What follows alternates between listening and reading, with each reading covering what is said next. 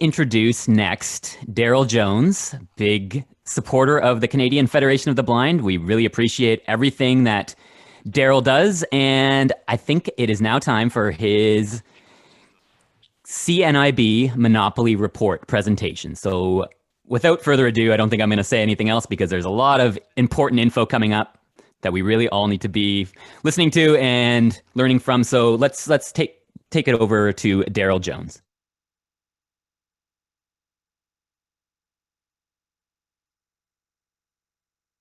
Can you hear me? Yes. Okay, good.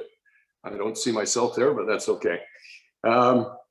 Well, good day, everybody, and good that you came to listen to the presentation here today. Much appreciated. I generally don't like being the last speaker before the meal break on conferences and conventions, because you're competing for a hungry audience attention at the same time as they're listening or they're smelling the aroma of food drifting up from the back of the room. I don't think I'll have that problem with the Zoom convention, although I would welcome the distraction if it meant we could meet in person. My name, as Brian said, is Daryl Jones, and I am a friend and supporter of the CFB.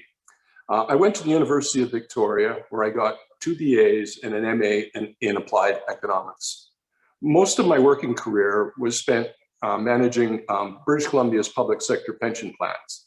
When I retired in 2013, we were the 3rd largest institutional investor in the country. We had $100 billion under our administration, and I was the Senior Vice President of Research and Risk Measurement. I am a sighted Canadian, and I wish to acknowledge at the start of my talk today that I haven't had any direct personal dealings with the CNIB or their staff or any of their volunteers. I'm sure over the past 103 years, many fine and caring individuals have worked for the organization, and undoubtedly they have helped many blind and visually impaired Canadians. So my criticism today is not directed at CNIB's line staff or their volunteers, but rather at Canada's approach of relying on a single nonprofit company to provide critically important services for our blind citizens. For most of our life, I was like the vast majority of sighted Canadians and operated under the assumption that Canada's blind were being well served by the CNIB. It was only when I became friends with Doris and Oriano Belusic and other members of the CNIB that I came to recognize that how badly our approach was failing some blind Canadians, particularly those that lost their eyesight early in their lives. An early surprise for me was learning that blind Americans generally receive much more help and support from their governments than blind Canadians receive from ours. I suspect that, like most Canadians, my natural tendency is to think that our social programs are always superior to those to our neighbor to the south. I'm sure I don't need to tell a CFB audience this, but that isn't the case when it comes to services for the blind. I think there are 3 main reasons why services for the blind are better in the United States. The first is the National Federation of the Blind and the tireless work of their founder and first president, Dr. Jacobus Tenbroek, a truly remarkable man. Dr. Tenbroek helped to organize America's blind and turn them into a political force. Collectively, they pushed their governments to improve their lives, as well as the life opportunities of those that followed in their footsteps. The NFB's efforts lead me to the second reason why services for the blind are better in the United States. US governments have made helping the blind and visually impaired their responsibility and part of America's social safety net. As a result, their state and federal governments actively participate in helping their blind citizens adapt to life without eyesight. In Canada, only Quebec has accepted responsibility for providing training for its visually impaired citizens. All of the other governments have failed to include services for the blind as part of Canada's social safety net. Instead, they've adopted a passive role and simply giving grants and lottery money to the CNIB and left it to a single nonprofit company to both determine and look after the needs of the blind. A clear example of the difference between the 2 countries can be seen in the area of library services. Blind Americans have access to a very large collection of accessible reading material through their state governments and through their federal government in the Library of Congress. Canada, on the other hand, has largely relied on CNIB and then its offspring, CELA, to provide accessible reading material for Canadians with print disabilities. Although the accessible content has improved in recent years, we still have a highly inequitable library system. As Canadians, print Join the meeting. Have only access to a small portion of reading material that's available to sighted library users or that is available for Americans with print disabilities. The third reason for the difference between Canada and the United States is blind Americans have choices when it comes to their service providers. Visually impaired Americans can go to a government-funded training center, or they can get public funding to attend a private center run by a nonprofit. At its 2020 convention, the NFB reported that over 200 private organizations provide services for America's visually impaired. A competitive environment encourages organizations to be innovative, efficient, and client-focused. Giving all the public money allocated to help the blind to a single organization has effectively given the CNIB a government-sanctioned national monopoly over providing services for the blind in Canada. This, combined with CNIB's aggressive fundraising campaigns, means that virtually all the money intended to help Canada's blind ends up in their coffers. Not surprisingly, the end result is the CNIB is the only option for most visually impaired Canadians when it comes to learning the skills and gaining the self-confidence that are needed for living independently and finding gainful employment and enjoying a full life. Having a government-endorsed monopoly for 103 years has enabled the CNIB to grow into one of the largest and most influential nonprofits in the country. They have a well-paid executive, a staff of about 1,000, and 50 offices, about half of which are in Ontario. According to CNIB's T3010 charity return, the company spent $48 million on staff compensation in 2018. Total expenditures in that year were $79 million. The company received $32 million in government grants and another $10 million in lottery and gaming revenue. Large, long-standing monopolies have never been a good thing for consumers. Ask any Canadian who is old enough to remember what it was like to deal with the phone and cable companies when landlines were the only game in town. Long-distance prices were outrageous, the organizations were bureaucratic nightmares to deal with, and the service, frankly, was crappy. However, consumers basically had two choices. They could use the local phone or cable companies, or they could go without the services. The companies had little reason to change what they'd been doing for decades, as they had captive clients and their prices and profits were regulated. While Canadian consumers still have lots of gripes with their phone and cable companies, we now have choice, and believe me, services and prices are much better today. But that's the way things are supposed to work. Competition is supposed to be the foundation of our free market, consumer-driven economy. The federal government has long recognized the importance of competition. And ever since the 1920s, there has been federal legislation designed to encourage competition and combat monopolies. The federal government has also created the Competition Bureau to serve as an independent law enforcement agency to administer and enforce Canada's Competition Act. The following passages come from the Competition Bureau's website and explain why competition is an important thing for consumers. Competition in the marketplace is good for Canadians. Competition benefits Canadians by keeping prices low and keeping the quality and choice of products and services high. With fair and vigorous competition, businesses must produce and sell the products consumers want and offer them at prices that they're willing to pay. That means in a competitive market, the consumer holds the power. When there is limited competition and consumer choice, businesses can dictate their terms. This can lead to businesses offering products and services that are too expensive, of low quality, or lacking the features that consumers want. Without competition, consumers must accept these inferior products and services or go without. However, when businesses operate in a healthy, competitive environment, consumers get to choose the best option available that meets their needs and price point. Fair competition means that businesses must make a strong case to each consumer and convince them that their products and services are the superior choice. This translates to more and better products and services that meets the diverse range of consumer tastes. In short, more variety, more features, higher quality, and more value for consumers. As consumer preference inevitably shift, a competitive market will reflect these changes in the products and services that it delivers. This pushes businesses that excelled at meeting yesterday's needs to either adapt or fall behind because of the pressure of existing competitors or new entrants into the marketplace. When markets only have one or a few sellers, consumers may not even realize what they're missing. In a competitive market, new entrants or existing businesses continuously innovate and improve productivity to offer consumers better products and services at lower prices. Today, with Canada's policymakers, it is the Competition Bureau's responsibility to protect competitive markets and ensure that we all experience the full benefits of healthy competition. So there's widespread recognition that consumers benefit from a competitive marketplace and are poorly served by monopolies, except of course when it comes to providing services for the blind. Strangely, in this one area, sighted Canadians and our governments seem to automatically assume that the blind consumers are best served by a single national monopoly.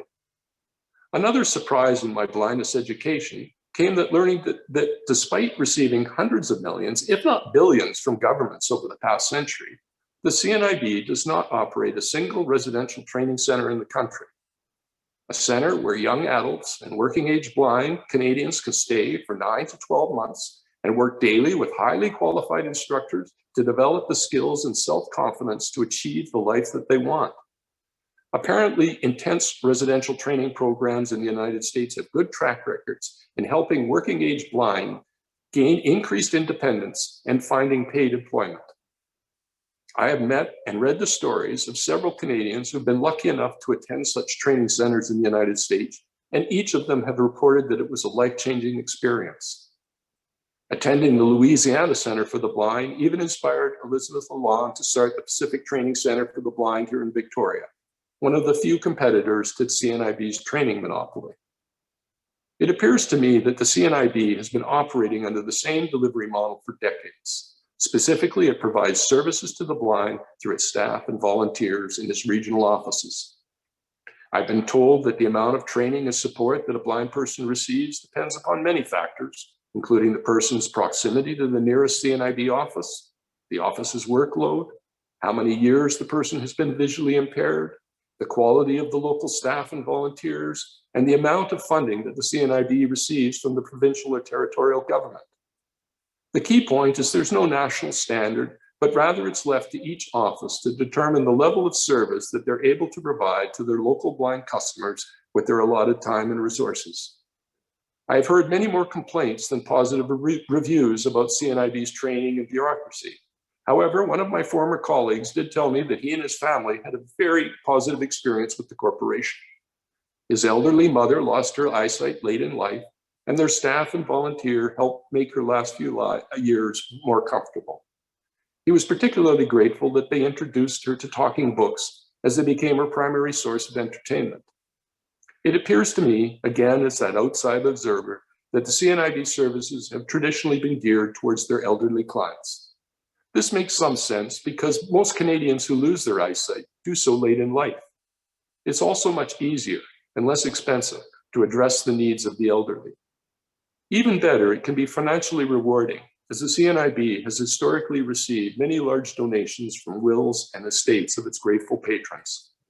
In fact, it took 2 full pages in CNIB's latest annual report just to list the 150 or so estates that have left gifts to the corporation. Obviously, the training needs of a 20-year-old blind person with a lifetime ahead of them are fundamentally different and more complex than those of a 90-year-old. As I understand it, most young and working age blind receive relatively limited help from the CNIB, particularly if their blindness is a pre-existing condition.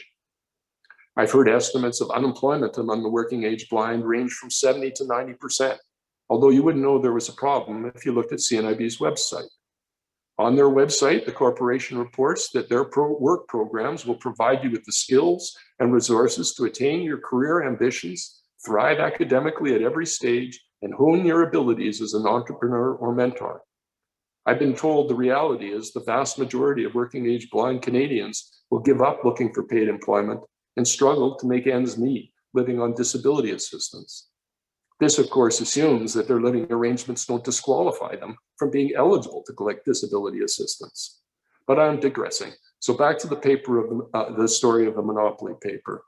Nonprofit companies aren't exempt from the Competition Act. In fact, the definition of business in the Competition Act explicitly states that it includes businesses that raise funds for charitable and other nonprofit purposes. This led me to believe that the CFB had grounds to complain to the Competition Bureau about the CNIB's market domination over fundraising and providing services to the blind. I discussed the idea with Marion and some other members of the executive and received their support to write a discussion paper in support of a CFB complaint to the Competition Bureau. The executive was very helpful in providing me feedback and comments on various drafts. Our hope was the Competition Bureau would look into the matter and write an independent policy paper on whether blind Canadians were being well served by Canada's reliance on a single national corporation. Much of the information in the report came from my involvement in the CFB and listening to the stories of blind Canadians. It was also supplemented by public information available on the internet, such as reports from major media outlets. A lot came from CNIB's own website. There is a lot of information on their website if you can get past the marketing and corporate branding.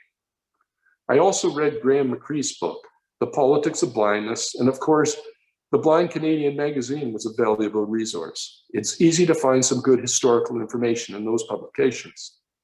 In some ways, the CNIB resembles the traditional monopoly, similar to those that I studied in my undergraduate economics classes. I can recall a favorite professor of mine, Dr. Colin Jones, no relation to me, telling our class that the number one goal of monopolies was to protect the status quo and their market share. One key way that CNIB protects its market share is through aggressive fundraising and sucking up all the money allocated to help the blind. According to Charity Intelligence Canada, which is a donor information company, in 2019, CNIB spent over $12 million on its fundraising efforts, and they received $24.7 million in donations from the public. That means for every dollar donated to the CNIB, the company spent 49 cents on fundraising. After taking another 5 cents off for administration, that leaves only 46 cents available for their causes. In its most recent annual report, the CNIB stated that only 1% of their revenue goes to fundraising and 3% for administration. Obviously, this is a big difference from what Charity Intelligence Canada is reporting. I assume the difference is because CNIB based their calculation on total revenue, which also includes government grants, lottery money, and profits made from CNIB's business operations, its investments, and the selling of properties. Charity Intelligence, on the other hand, based its calculation on fundraising costs relative to charitable donations. From a monopolistic perspective, CNIB's domination over both government grants and private fundraising creates an enormous barrier of entry for someone like Elizabeth who wants to operate a competing nonprofit service. But CNIB's fundraising serves another purpose as well. Fundraising helps maintain CNIB's brand and reinforces the image in the mind of the general public that they're out there and looking after the interests of the blind. Maintaining public support for the CNIB is mission critical for protecting the status quo. Over the past 6 months, I've seen CNIB's guide dog commercials at least 30 or 40 times on a wide variety of TV shows and networks. I've seen them run on CTV, Global, the Food Network, and CNN. I even saw one of their ads on the Home and Garden channel on the TV screen while I was at my dentist's office. I'll talk more about these commercials in a little bit. For now, the key point is that these fundraising campaigns help protect the status quo by reassuring the public that the CNIB is out there looking after the needs of the blind, even during the COVID-19 pandemic. CNIB behaves like a traditional monopoly, and it tries to capture all the revenue opportunities available in the value chain. CNIB established Sella, another nonprofit company, to lend out its historic library, and these two affiliated companies continue to be the dominant source of accessible reading material for Canadian libraries. Sella receives grant money from the government to increase its accessible content and then charges the provincial government and municipal libraries for the rights to lend its private library to their print-disabled citizens. The establishment of Sella is an instance where CNIB used its monopoly muscle to impose a model that had been rejected by stakeholder groups. Therefore, I thought it would be beneficial to go into the story in a little more detail in a CFB complaint to the Competition Bureau. I will refer you to the report for the full story, but I'll provide a general overview for those that are not aware of Sella's creation. Canadians with print disabilities have traditionally been poorly served by the public library system. It was particularly bad for Canadians who were print disabled for reasons other than vision loss, as the only way they could access CNIB's historic collection was through partnership agreements and interlibrary loans. In 2007, the federal government attempted to address the problem facing print disabled Canadians by creating the Initiative for Equitable Library Access. During the initial public consultations, it was apparent that there was a lot of dissatisfaction with users' access to accessible material, as well as CNIB's involvement in the public library system. There was also hope among many of the stakeholder groups that the federal government would follow the US lead and would establish the Library and Archives Canada as a coordinating body for Canadians with print disabilities. However, the federal government quickly quashed that idea and threw its support behind a proposal made by the CNIB, whereby it would set up a separate nonprofit company and use it as a central hub for the production and distribution of material for all print disabled Canadians. While the federal government and a hired consultant attempted to sell CNIB's proposal, there was strong pushback from all key stakeholder groups. User groups wanted a publicly funded, publicly run, and publicly accountable library system. They saw CNIB's proposal as merely dressing up the status quo. Provincial librarians wanted a system that was consistent with standard library principles. While provincial governments, who are the primary funders of library services, they wanted a governance structure that was accountable to provincial authorities, not to a nonprofit's board of directors. Recognizing there was strong and unified opposition against CNIB's proposal, the Library and Archives Canada abruptly ended the initiative. Despite the initiative's failure, the federal government continued to support CNIB's model, and in 2011, the federal government reportedly made a one-time grant of $7 million to the CNIB in support of its accessible library services. The failure of the federal government's initiative, combined with a significant and abrupt increase in CNIB's lending fees, prompted librarians from several provinces to come together and establish the National Network for Equitable Library Services, or NELS. NELS was launched in December 2013 as a repository of accessible material where the content would be owned and sustained by Canadian public libraries. Now, if the if CNIB wanted to maximize the benefit from its historic collection, they would have simply donated it to NELS and Canada's public libraries. This would have allowed for the widest distribution of accessible materials to print disabled Canadians at the lowest cost to taxpayers. It would have been entirely appropriate, given that most of the money that was used to build and digitize CNIB's collection came from the various levels of government. However, 5 months after NEL's launch, the CNIB proceeded with its proposal that had been rejected by the stakeholders. Specifically, CNIB established the Centre for Equitable Library Access, or CELA, and to provide national library services for all print disabled Canadians. Although CELA is created as a nonprofit corporation, make no mistake, it is in the business of providing accessible content to print disabled Canadians on a subscription basis. Although Canadian libraries initially resisted paying some of the higher borrowing fees to CNIB, most acquiesced to CELA. In reality, they had little choice. Failure to pay the fees not only meant that the disabled members would be denied access to CNIB's historic collection, but it was also a PR nightmare, as both disabled members and the CNIB complained loudly to media outlets about the loss of content. Today, according to CELA's website, it's fully funded to serve 97% of the estimated 3 million Canadians with print disabilities.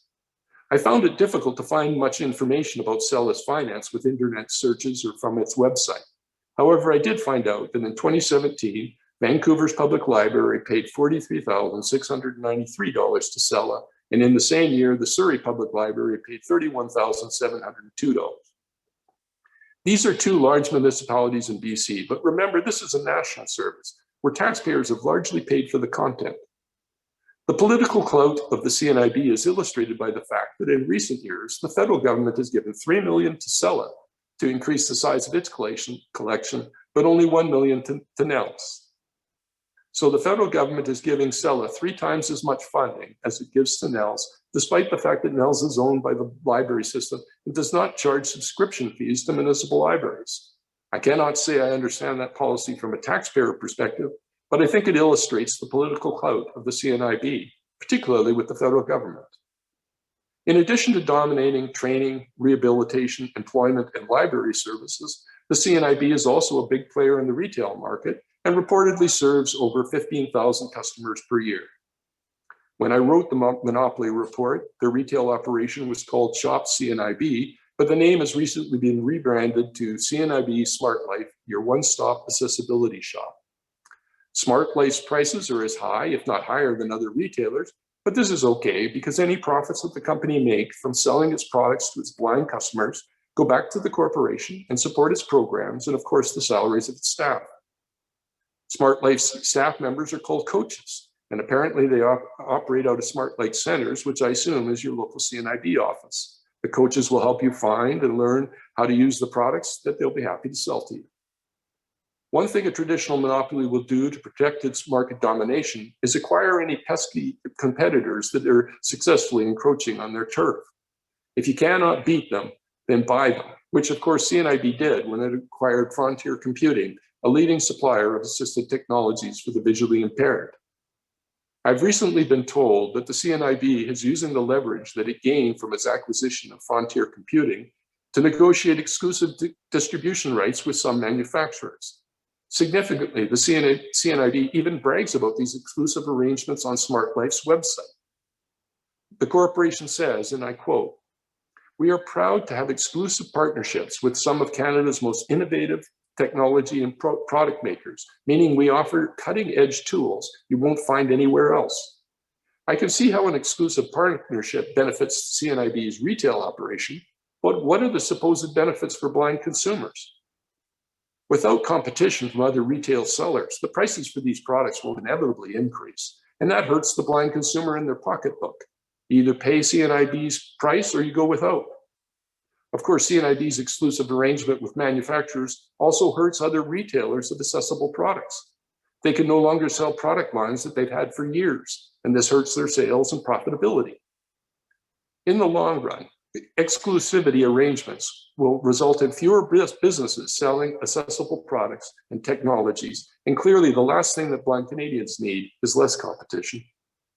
The CNIB was late entering the guide dog business as it only graduated its first 6 dogs in November 2018. However, the company now appears to be jumping in the market in a big way and certainly has made the guide dog program the driving force in this year's fundraising efforts. It's hard for me to believe that the CNIB won't have a lock on the domestic guide dog market in the next few years. In some ways, the CNIB is an archetype monopoly, but in other ways, it's very unique and very different from any of the monopolies I studied in Dr. Jones's class on industrial organization. The one thing that always blows my mind is how many hats the company wants to wear at the same time. Not only does CNIB have a monopoly over providing service for the blind, but is a self-appointed advocate and public spokesman for blind Canadians, as well as being a major researcher on blind-related issues.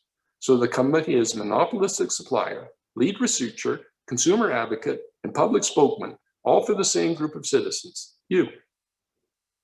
Would the CNIB ever push governments to include services for the blind in Canada's social safety net and argue that it should be a provincial government responsibility to provide training, rehabilitation, and employment services for its visually impaired citizens?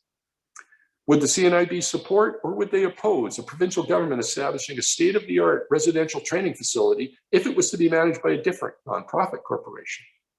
Would the CNIB ever warn governments that relying on one company to provide critical services to a group of disabled citizens was effectively putting all their eggs in one basket, and the lack of supplier diversification was a risky strategy from a public policy perspective? Would the CNIB ever argue that the blind would benefit from having choices rather than a monopoly when it comes to training and rehabilitation services?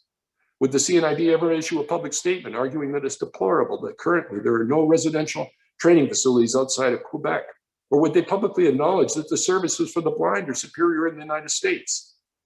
Would the CNIB ever donate their historic book collection to Canada's libraries and then push governments to ensure that they provide equitable library services for print disabled Canadians? Each of the above would benefit blind Canadians, but at the expense of CNIB's empire and the status quo.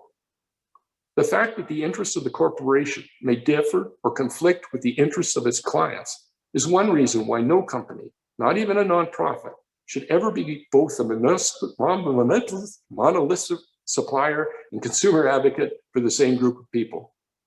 The CNIB reports on its website that its advocacy work represents 15.82% of cause-rated expenses. Certainly, the CNIB has a strong lobby and presence in Ottawa. It is asked regularly for comments on federal and provincial legislation that affects the disabled. As a general rule, any government board or panel set up to examine an issue affecting the disabled will include a CNIB representative. However, where is the CNIB when it comes to thorny advocacy issues, such as fighting at City Hall over bike lanes that are making it unsafe for blind citizens to use regular public transportation? What have they done to demand that all Canadian transit authorities call out bus stops so blind consumers can rely on taking regular public transportation? What have they done to stop the ever-increasing problem of taxis or Uber drivers refusing to pick up passengers with guide dogs? How many human rights complaints have they supported in the last 5 or 10 years? The CNIB relies on regular annual funding from the public and governments, and you don't bite the hand that feeds you. Nor are you interested in rocking the boat when you're a monopoly and your number one goal is to maintain the status quo. Unfortunately, CNIB's passive approach to advocacy means that in many respects, things are getting worse for blind Canadians, not better. While the CNIB continues to expand its business empire, services that the agency provided for many decades and benefited thousands of blind children like Camp Boland have actually ceased operation. I think CNIB's current television commercials are clear examples of why the company should have no role in being an advocate for the blind. In one commercial, a young blind woman is portrayed as being afraid to leave her house because she doesn't have a guide dog. In the second CNIB commercial, a young blind woman appears to be unable to cross the street at a pedestrian-controlled crosswalk because all she has is an empty guide dog harness. I appreciate that some people depend on their guide dogs for their independence and mobility, but do these commercials represent the public image of blindness that you want to portray to the sighted Canadians? People in their 20s, unable to leave their homes or cross the street without a guide dog. Portraying the blind as helpless individuals in TV commercials may help with CNIB's fundraising efforts and their corporate branding, but I can't believe it will help a young person find an employer who's willing to take a chance on hiring a blind employee. CNIB is a nonprofit company, so there are no shareholders or owners who expect to be compensated for their capital investment or taking business risk. However, being a nonprofit is a double-edged sword, as the downside of not having owners is it removes a layer of governance and accountability. The management team for a for-profit company is accountable for their results to the owners and to the board of directors who are appointed or elected by the owners to represent their interests. If the owners are unhappy with the results or the direction of the company, they'll fire both the board and the management team. As a nonprofit company, there are no owners looking over management shoulders to ensure that they're doing a good job. Nor is there an auditor general to conduct a value for money audit or to issue public statements on whether the organization is achieving Canada's social goals in helping the blind gain greater independence. Instead, as a nonprofit, CNIB's management team assesses their own firm's performance, and like many charities, they rely on personal stories and anecdotal evidence to show positive impact. Of course, CNIB does have a board of directors, but from a governance perspective, there's a significant difference between a volunteer sitting on a nonprofit board and someone who has a personal financial interest in making sure a company is well managed and delivers its services in a cost-effective manner. On its website, CNIB describes its board as follows. The CNIB Foundation National Board of Directors is made up of Canada's brightest and most successful industry leaders. Each is a dedicated advocate for the rights of Canadians who are blind or partially sighted, with many members living with blindness or significant sight loss themselves. Currently, there are 21 members on CNIB's board of directors, which is a large board. I had considerable experience dealing with boards of trustees during my career as a pension fund manager, and smaller boards were generally more focused and asked tougher questions of our management team. According to the Wall Street Journal, the optimal size of a board of directors between 5 and 7. Other groups that focus on governance argue that between 8 and 10 directors, depending on the complexity. Anyway, returning to the monopoly report, we finished it early in 2020. Unfortunately, that was the same time that COVID-19 began disrupting all of our lives and became everyone's sole focus. Initially, Mary Ellen and the executive thought it would be best to wait until things slowed down before we got back to normal. However, after a few months, it became clear that COVID wasn't going away. Therefore, Mary Ellen submitted a report and a letter of complaint to the Competition Bureau on behalf of the CFB. Initially, we had a conference call with a couple of competition officers. They looked for specific instances where a company has violated specific sections of the Act, such as engaging in uncompetitive business practices or false advertising. However, they did mention another group in their organization did policy papers and promised to forward it to them. When we did not hear back, Mary Ellen sent a letter and a copy directly to the head of the Competition Bureau. The Competition Commissioner sent back a diplomatic response, noting that it was their usual role in advocacy was suggesting regulatory or legislative changes to foster improved competition. He saw the CNIB complaint as involving a broader public policy question surrounding the needs of blind Canadians and felt it was outside their mandate. He did, however, recognize and appreciate the concerns and encourage the CFB to bring up these issues with government officials who have direct responsibility for accessibility. The CFB executive followed the commissioner's suggestion and forwarded 21 copies of the monopoly report to government officials and ministers across the country. There were a few polite responses, but no one promised any meaningful change. So where do we stand? Who will be the agents of change? One thing for sure, it won't be the CNIB. Like all monopolies, they will fight tooth and nail to maintain the status quo. Their professional and management staff are well compensated. In fact, recently, Mary Ellen posted to CFB's list the name of 32 CNIB staff members in Ontario who make more than $100,000 a year.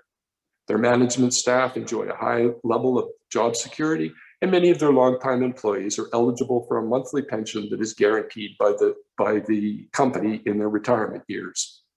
So the CNIB and their staff are clearly looking forward to another century of providing services to Canada's blind and advocating on your behalf. Governments are also unlikely to be the agents of change.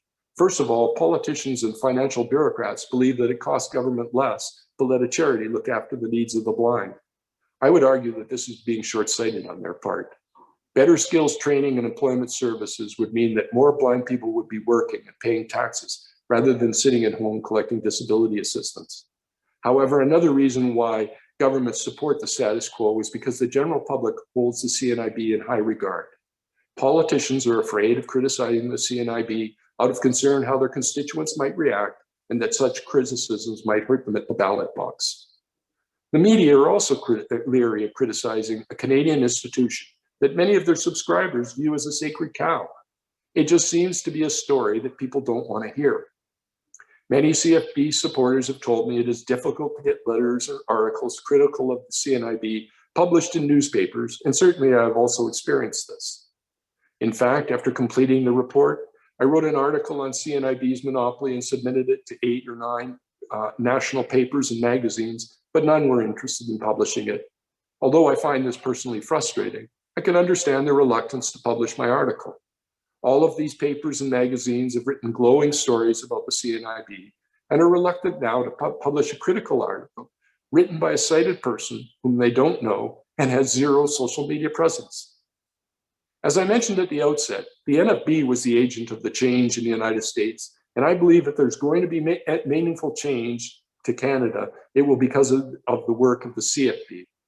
The CFB is the only blind advocacy group that is militant enough to say our current approach of relying on the CNIB is failing many blind Canadians. The CFB is the only advocacy group that will argue that services for the blind should be a government responsibility and not left to a national charity. Certainly, there are roles for nonprofits in providing training services, but there should be a competitive environment with government oversight, not a national monopoly where one and only service provider gets to decide what is the appropriate level of training and services. I appreciate that militancy does not come naturally to us Canadians, and the term itself may turn some people off. However, sometimes you need a little militancy if you want things to change. I appreciate that many blind and visually impaired people are also uncomfortable in criticizing the CNIB, as they are the only agency that is there to help them. Sadly, I have met some who are afraid to publicly criticize the CNIB out of concern that they may need the corporation's help in the future. I can certainly understand those positions. I can think of no company that has greater control over the lives of its citizens than the CNIB. However, if blind citizens are willing to bite their lip and tacitly accept the status quo, I fear nothing will change for the better. Too many influential people have a vested interest in maintaining the status quo, and the forces of inertia are very strong, as demonstrated by CNIB's longevity. I'm hoping that you new members to the CFB will become the agents of change, not only for yourselves, but also for those that ultimately follow in your footsteps. One of the most important things you can do is follow Dr. Tenbrook's lead and go out and actively recruit more members to the organization. People who are willing to stand up and say that the status quo is not good enough, that it's time that governments include services for the blind in Canada's social safety net. The bigger CFB becomes, the bigger will be your voice, and the harder it will be for politicians and the media to ignore you. You need allies. People from NELS, sellers of accessible equipment, and guide dog schools are all adversely affected by CNIB's monopoly. As for myself, I will try to get media outlets to investigate the issues and concern that were flagged in the monopoly report and that I've discussed here today. Public support is the cornerstone for maintaining CNIB's monopoly, and it's important that the sighted public come to the realization that just because CNIB and CELA provide services for the blind doesn't automatically make them worthy of being hoisted onto a pedestal. Well, I've droned on for quite a long time. Thank you for your patience. Hopefully now we can open things up for some questions and discussion. Absolutely. I just want to say, Daryl, that was a fantastic presentation. I'm so happy to see that we have 47 participants, as I can tell at the moment. So this is amazing. And I know it's lunch break now, but I think we're all in different time zones, and this is also important. So I think we're going to just skip the lunch break for today. I mean, whenever we finish with questions, we'll stop till 1, but if it goes until 5 to 1, you know what, we're going to take a 5-minute break. Because you can bring your sandwich to your desk, and everyone's in a different time zone anyway, for the most part. So let's get right to questions. Just before I let John speak, Brian, you sound very far away. Yeah, Brian, I'm not sure what happened to your audio. Okay, sorry about that. I'll straighten that out. Okay, so John, you are unmuted. Oh, you muted yourself. Thank you. Yes. I've recently, Daryl, come upon your wonderful report as I found the agenda for this convention. And I want to say that I think all blind Canadians owe you quite a debt of gratitude for your compelling analysis. I have myself started circulating it to folks in my network across the country and intend to continue doing that. I'd like to connect with you outside of this conference to chat strategy if we could. But just two things. There are a lot of things that you said that I would happily have a chance to comment, but I won't. Just two of them. The CNIB monopoly is a contradiction in terms. The agency talks about promoting independence of the blind, yet any organization that operates such a cradle to grave operation as the enemy does, that's what I call it, those are my words, inevitably will create dependency upon itself. That's inevitable. The second point I want to raise is what I call the illegitimacy of its advocacy. It took upon itself that role, and as you quite correctly mentioned, government takes this opportunity and consults with it regularly. But what we also know is that we never gave it the right to advocate for us on anything. And I'm not suggesting the positions it takes are all bad. They aren't. But we never gave it the right to advocate for us on anything. That should be our right as consumers, folks like us who are part of democratically constituted organizations. And after all, we know best what our needs are. So maybe just one question to you, Daryl. As a sighted person, I'm curious, what got your interest in taking on this work? Because I'm curious. And again, I appreciate the contribution you have made to our community. Thanks. Well, just as I mentioned, becoming friends with some blind people, particularly Doris and Oriana Belusic, and getting involved in what I saw and the injustice. I'm fortunate in that I'm retired and I have some time.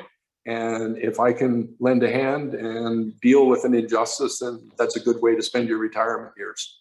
I'm retired as well, so I have some time as well. So I hope we can connect outside of this meeting. So again, thanks for your work. It's a very refreshing commentary that Canadians need to hear. Thanks. You're welcome. Next, we have Justin. You are unmuted, Justin.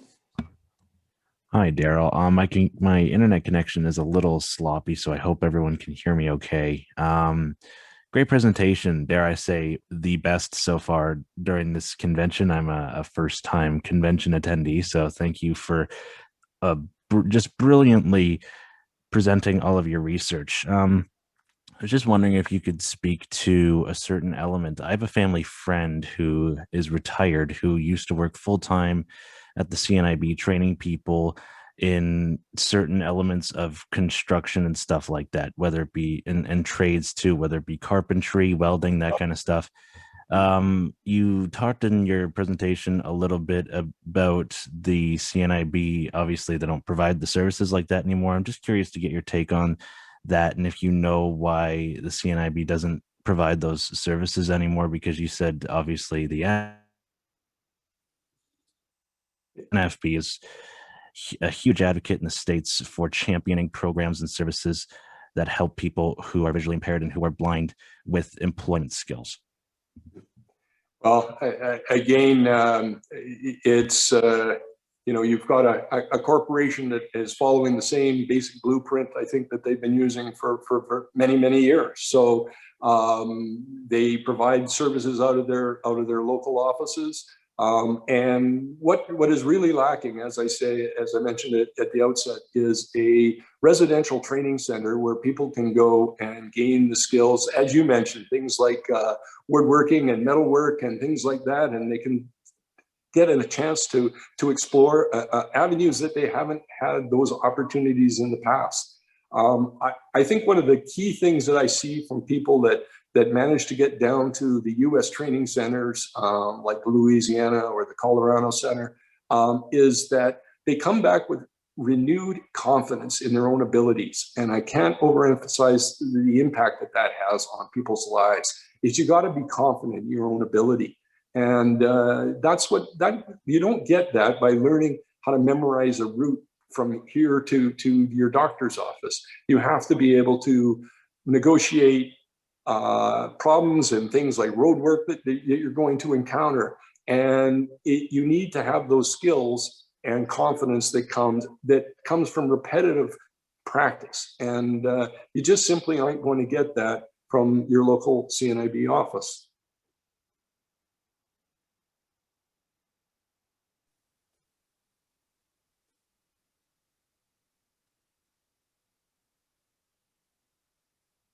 Thank you. Marcia just raised her hand. Great, thank you. It just occurred to me that it's a fascinating thing what they're doing, because back when I would say 15 or so I'm dating myself, the late 70s, The CNIB actually did have a training center in Toronto called the AV Weir Center, and they had courses on what they called adjusting to blindness. And I think at that time it was the in thing to do, and now guide dogs are the in thing to do. So I wonder I wonder if the Competition Bureau would be interested in the fact that CNIB changes its colors according to what the public will pay for. Mm-hmm. That's certainly an interesting point. The Competition Bureau is in an awkward spot because normally they get to go against private companies rather than government. And of course, they are a government agency. And I think that was one of their apprehensions of commenting on the case. Here in British Columbia, one of the things that I know that we've lost is and it's certainly dear to the hearts of many here, the Camp Bowen and the potential it had to be operated as a training center. So thousands of kids went through for decades, and it just wasn't profitable enough for them, so they shut it down. And but as you say, guide dogs is a great moneymaker. I can't believe all the money that they're going to be pulling in from this program is simply going to go to their guide dogs. It's been such a campaign, and it is one that touches sighted people, and they're going to give money. And so I'm sure it's going to be a profitable one for CNIB. And it's so timely because with COVID-19, the American schools can't service their clients, and some of them are getting restless and are not going to wait, even though they really should. Don't know why anyone would pick a school with 0 years of experience over one that has 80. That I've never figured that out, but they've got a captive audience right now, which just feeds into it. Yeah, but even still, if the money they collect now, it's going to take 2 years to train the dog. So it's not like it's going to be an immediate fix anyway. So it's really a misleading ad, which is something you can complain to the Competition Bureau about. They do look for misleading advertisements as well. Good to know. Thank you. You're welcome. Next, we have Doug. Hey, good afternoon, Daryl. Thanks for giving this presentation. This was lovely. I have a question about guide dog, about the guide dog commercials. Yeah. I just wanted to make a comment. I've not seen one of these, but whoops, sorry about this. I've not seen one of these. But I applied for a guide dog in the 90s, in the early 90s, and I had to meet a mobility standard to before they would even consider sending me to this school in Ottawa to get one. The main problem I see, at least from your description, now, I'm repeating, I've never seen these commercials, but what you're telling me doesn't surprise me, is that they are giving these dogs to people who have little to no mobility skills to begin with. That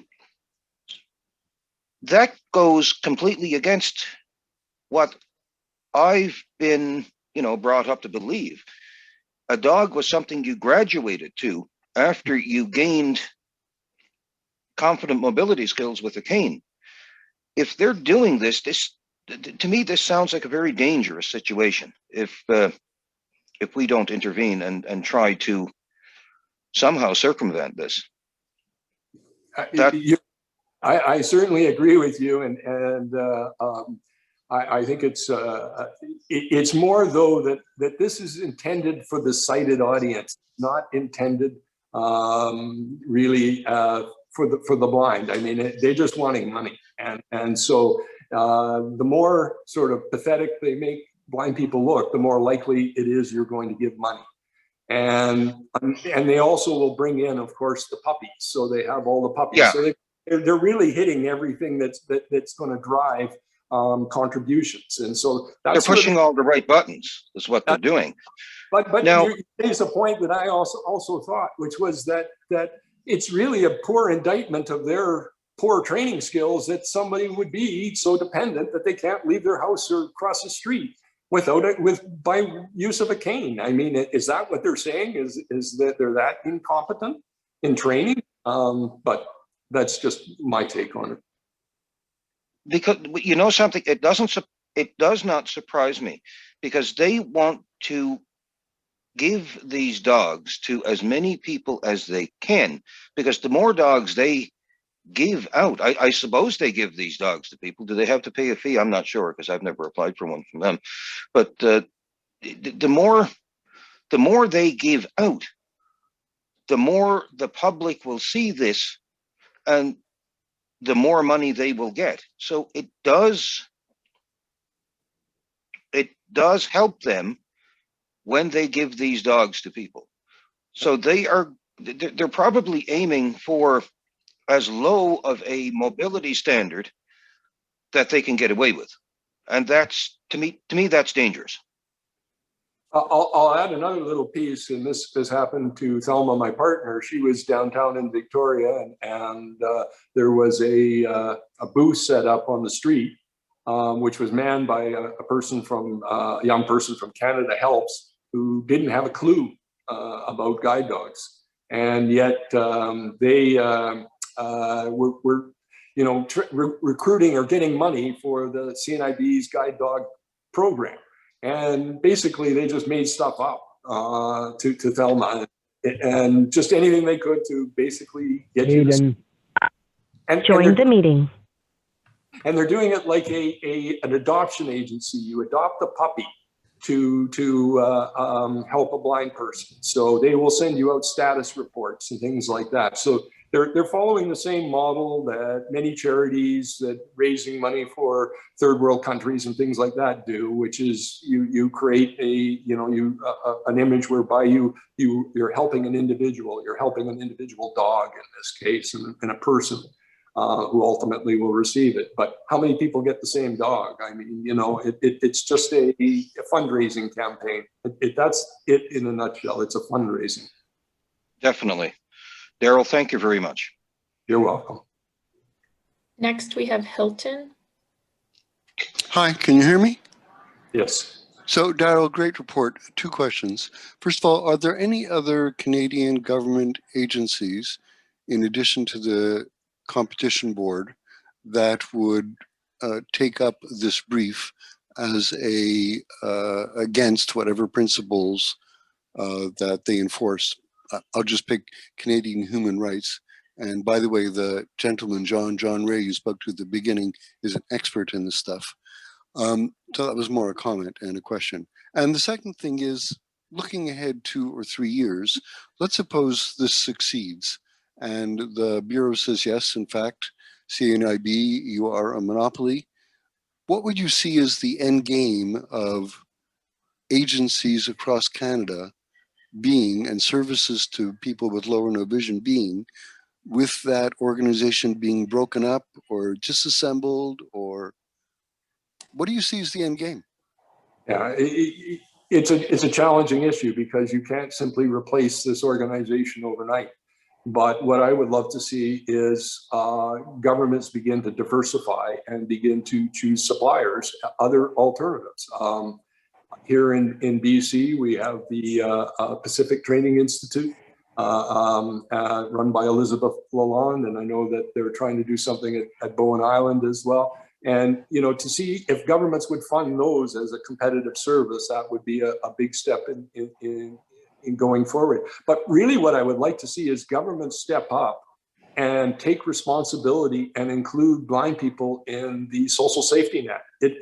That's really the fundamental problem here, that it's not really just replacing one charity with another. It's governments saying it's our responsibility to provide training for our blind citizens. And it should not be just left to a nonprofit to determine what is the appropriate level of service.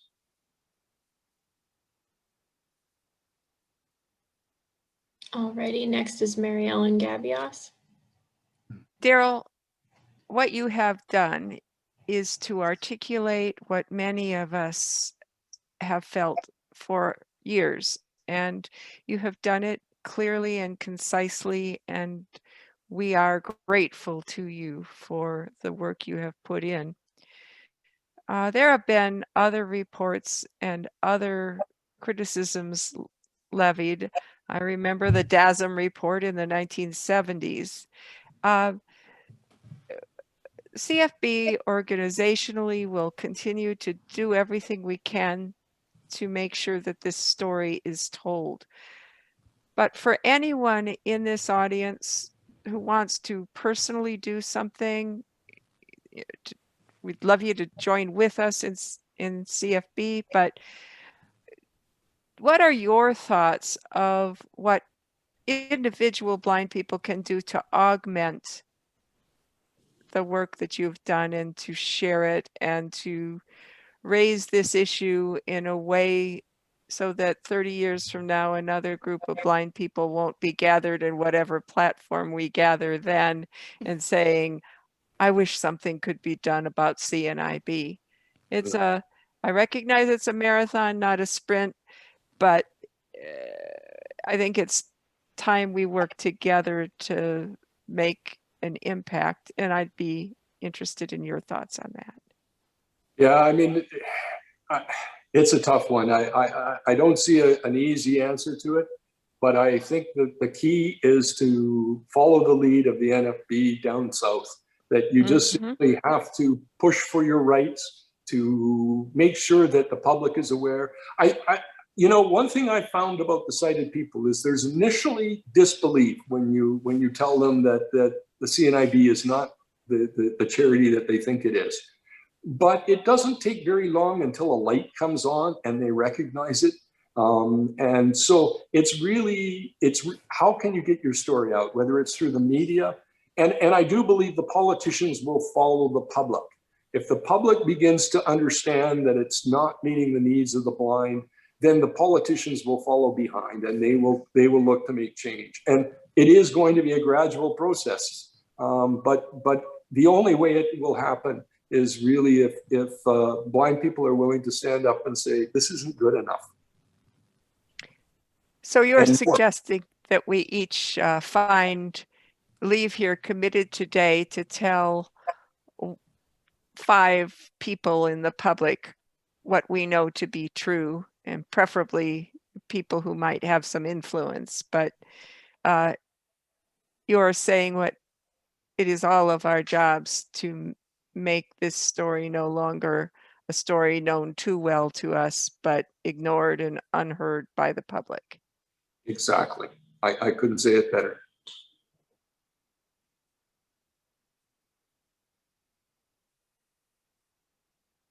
Next is M. Bradford.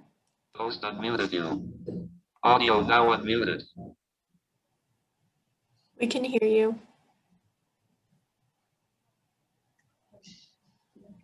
Bradford. I know. I'll go in tonight. M. Bradford, you are unmuted.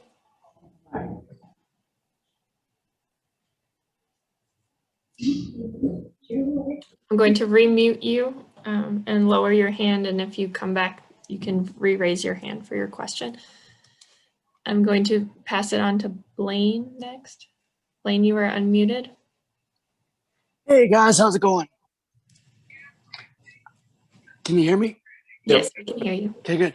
I actually am one of the blind people who worked for CNIB right around the time that the puppies were coming around, and you talk about the commercials, but even the write-ups, the wording they used of life-saving dogs.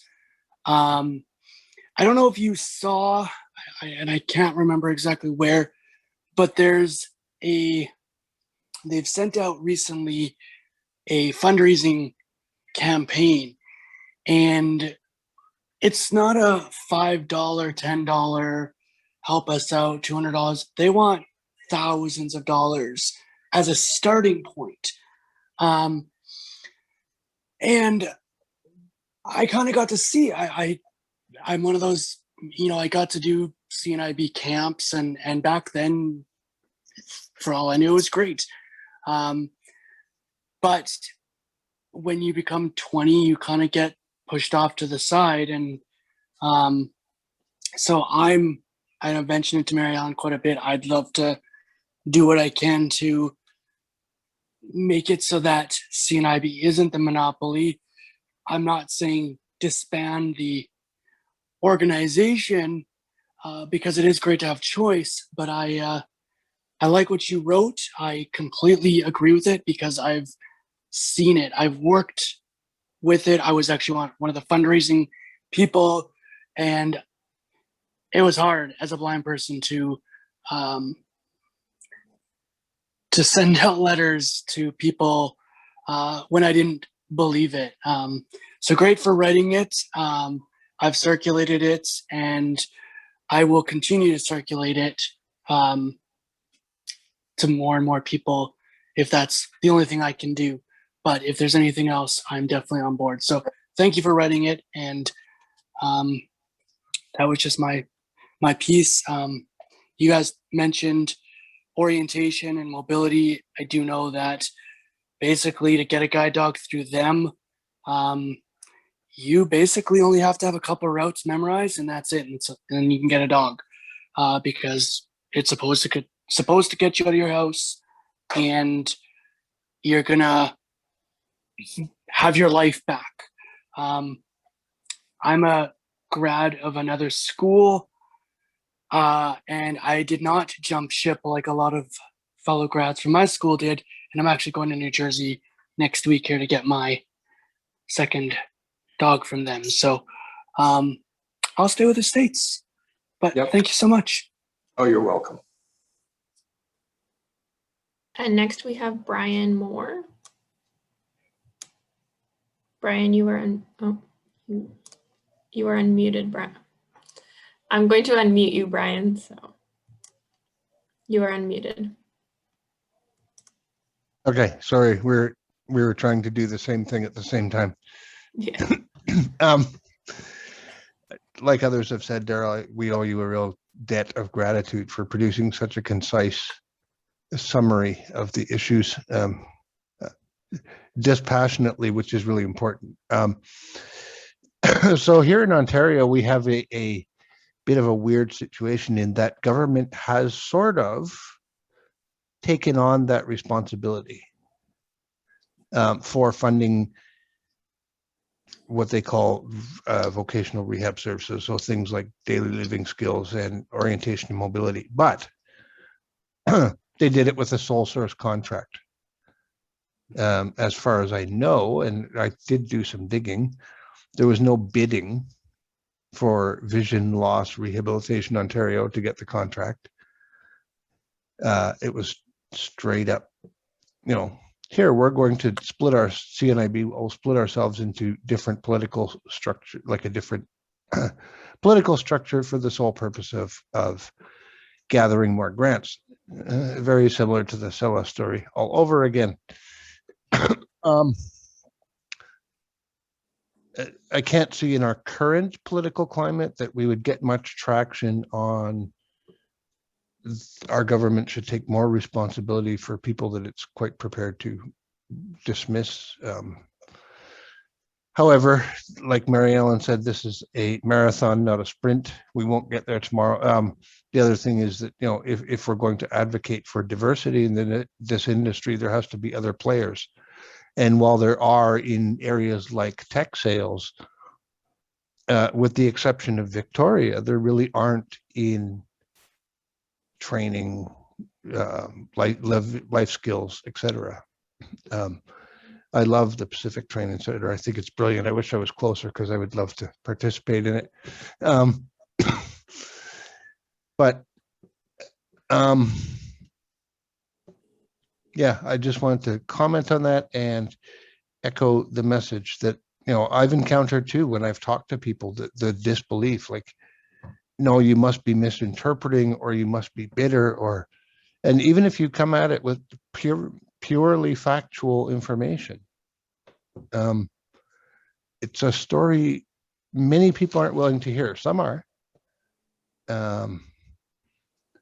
but it's worth keeping going, and we can get there. Anyway, I will mute myself. Thanks again, Daryl, for great work.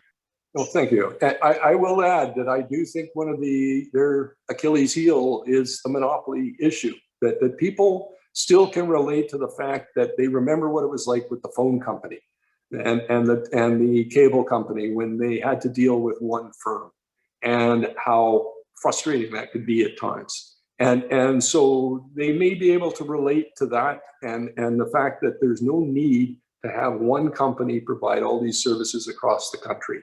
That competition is key to our whole economy. So why is this area different? There's no reason for it. And so that's one thing I would comment. The other thing I would add just a little bit to is that in many instances, the difference is when government gives a grant versus a service contract. With a service contract, yeah, there are standards that have to be employed, and there's a competitive bidding process in most cases. But there's also an accountability, greater accountability. If government just gives away a grant to a nonprofit corporation, whether it be the CNIB or it be a food bank, there's not as many strings attached. And so moving that direction, and it is really critical that there is a greater accountability of service provider to the government. That's the key. As I say, there's a key good role for profits, but join the meeting. Anyway, that's just some overview thoughts there. Next is Barry Toner. Barry, you are unmuted. Thank you very much. Hi there, guys. Yeah, so just over here from Ireland, and Daryl, unfortunately, I didn't catch all of your talk, but I came in when you were talking about the guide dogs in particular.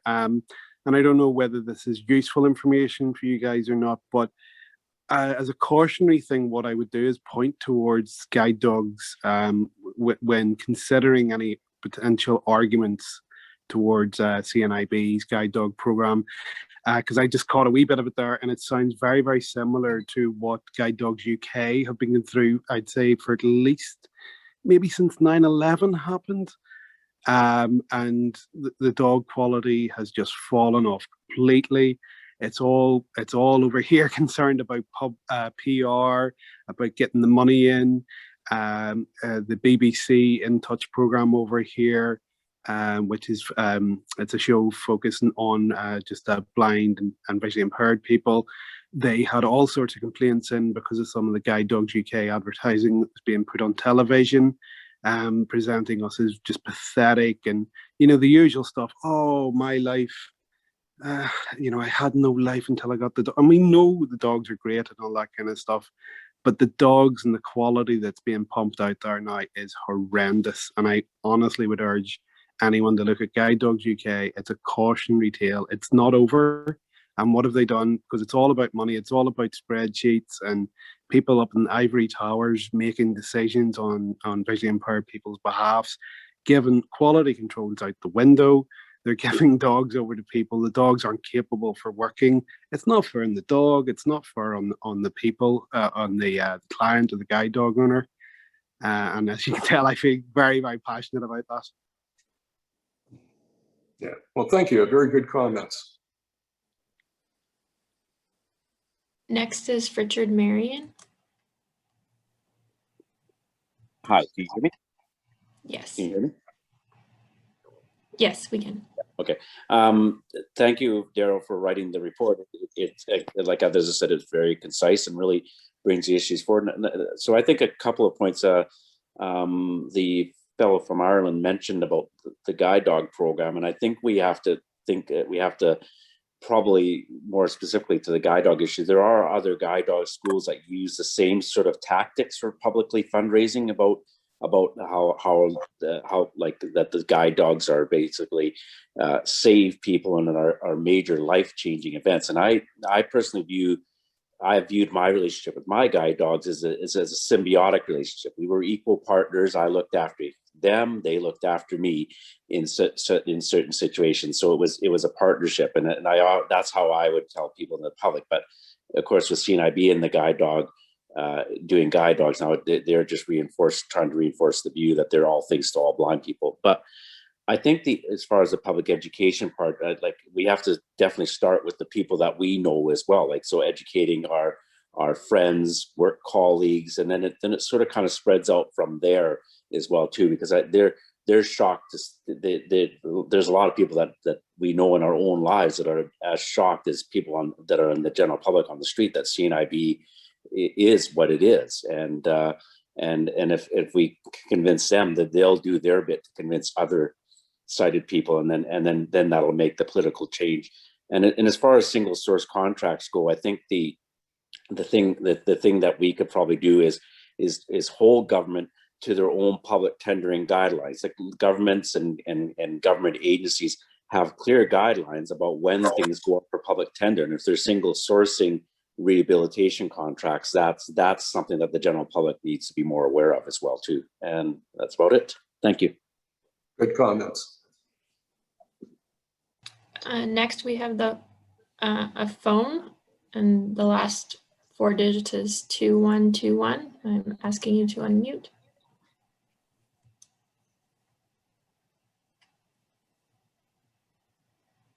You are unmuted.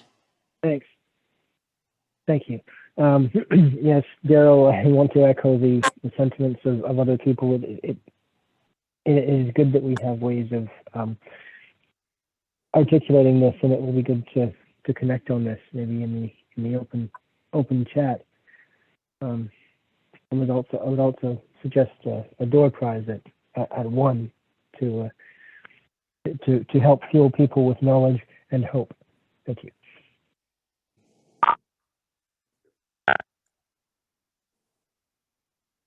Thank you.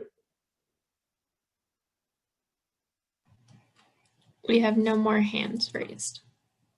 Okay. Well, I know we're going to take a break, so. Thank you, Daryl. Yes, Oh. and there will be more thoughts on this later on. Can you guys hear me better now? Yes. Yes. I just want to say that I think this is great that we have this and we're recording it on video, because I read the report and I thought it was incredible, and I read it a couple times actually, but I just think you actually reading it, Daryl, even makes it more effective. Your delivery, your demeanor, you're very relaxed when you read, but you're very factual and very specific. And I know it can be intimidating to a lot of people, especially if you're, for me, if I was, younger growing up, and like we say, we think about these fun times from the past, which is great, but it's hard to think about the present and into the future. And I just think that if we have this video of this now, it should be isolated. And I really hope we can share the video around as well, because I just think that can connect with people even more so often than just text. So I just wanted to make that comment, and I really appreciate the work that you've done with this. And yeah, just thank you so much for your presentation today. We at Outlook really do. Unfortunately, I think I didn't click my video for much of the presentation. Right. For me, but anyway, I'm not that great with some technology, and this is my first Zoom conference. So anyway, that's okay. Well, even the audio, I think, is great, and I don't know if you'd be ever interested in this somehow getting released as a podcast or something, or having this recording out there somewhere. Because I just think even for blind people, listening to this recording, I think would have a huge effect. I am always happy to help in any way, you know that. Great, really appreciate it. I think there's a couple more hands raised. I don't know. It's not quite one yet, so I'm down to take a couple more if people really want to close off. I don't know. M. Bradford re-raised their hand. The host unmuted you. Thank Audio you. now unmuted. Thank you. Left the meeting. Press hold to show or hide meeting controls. We can hear you, M. Okay. Bradford. I just wanted to caution, you, ladies and gentlemen, that what he is talking about is quite disturbing to me, because more and more here in the States, we're getting this type of real disturbing behavior by so many of the agencies across the country. And I just want to thank this gentleman for having spoken today, because it's going to be the basis of a lot of good things. And I think that's going to be great for all of you, because the guide dog situation is something that can get to be quite steep. Thank you. Thank you. Thank you. Maggie has her hand up. Mute my audio. Muted. Double tap to activate. You're unmuted, Maggie. Oh, sorry there. Okay, so I just wanted to put it out there for any of those who are interested. I would be more than happy to, if you can isolate the video, I would be more than happy to host it on my channel, to post it on my channel, or we could put it on the CFB.ca channel, and I could put it in as part of a convention playlist. But I would be more than happy to help out with that, because I'm also a YouTuber, so I would be more than happy to help out with that, because that message really needs to get out there. So thank you. And then Hilton has their hand up. Hi, Daryl. So you talked about the Achilles heel, that they are a monopoly. So another Achilles heel is that the whole idea of nonprofit has a halo of credibility around it.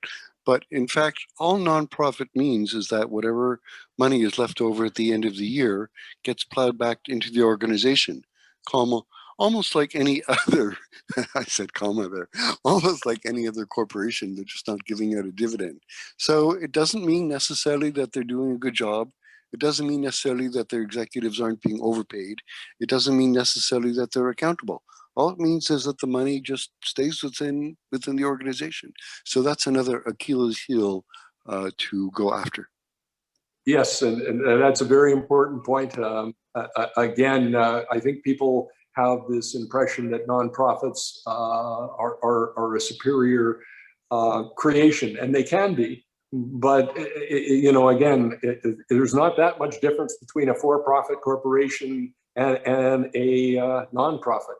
They're both in a business, and CNIB is in the business. Exactly.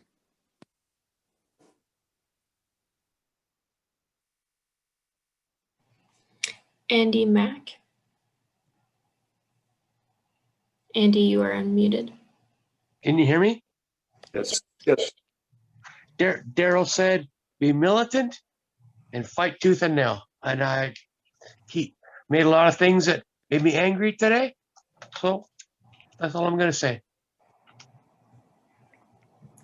Good. And that's it. Good.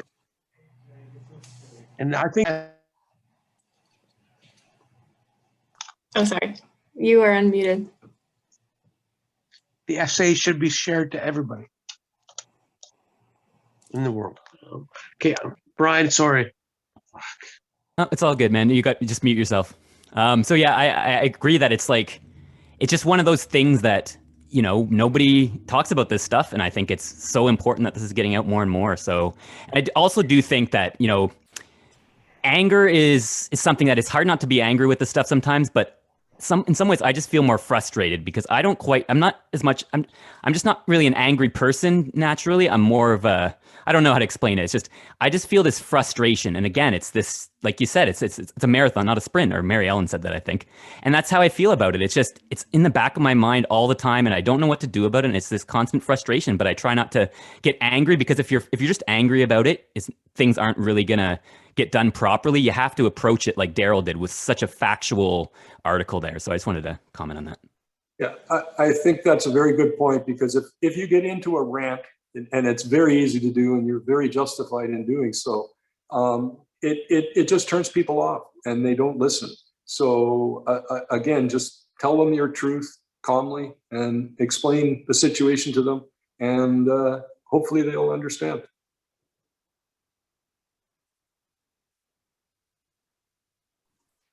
All right. Well, we're coming up at 5-1. So unless there's any more pressing questions, I suggest maybe we take a 5-minute break and then come back with a couple of door prizes into our next presentation. Yes, for sure. That, like Aiden's suggestion, was taken under advisement, and we have our door prize woman here who's dying to do more, and we'd love to give more out. So come back, or get a drink. And Or should we do the door prizes first or after? Yeah, I don't know. Does anyone have any idea? It's our first